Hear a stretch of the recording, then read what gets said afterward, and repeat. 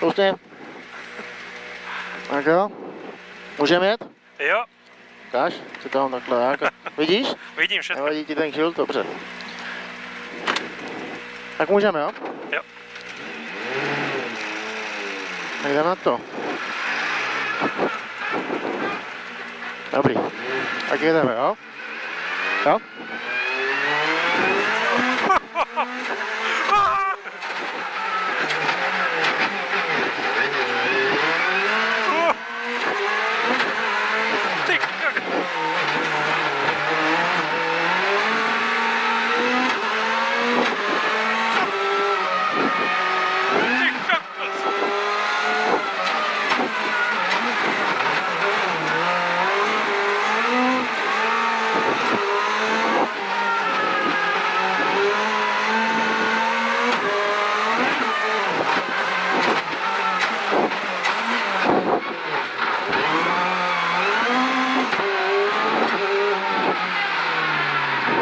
Tak co?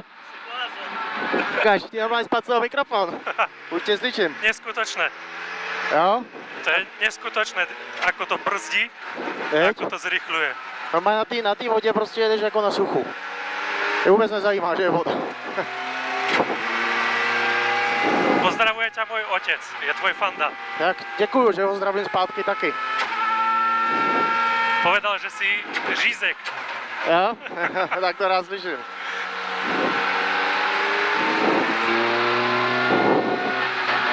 Keď sa presťahujem do Čiech, tak si pošlem životopis. Dobře, dobře.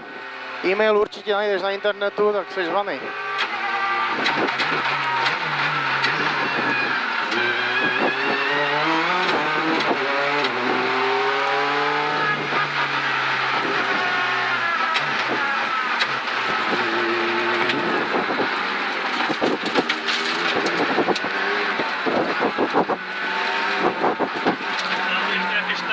Počkej, zase tě neslyším.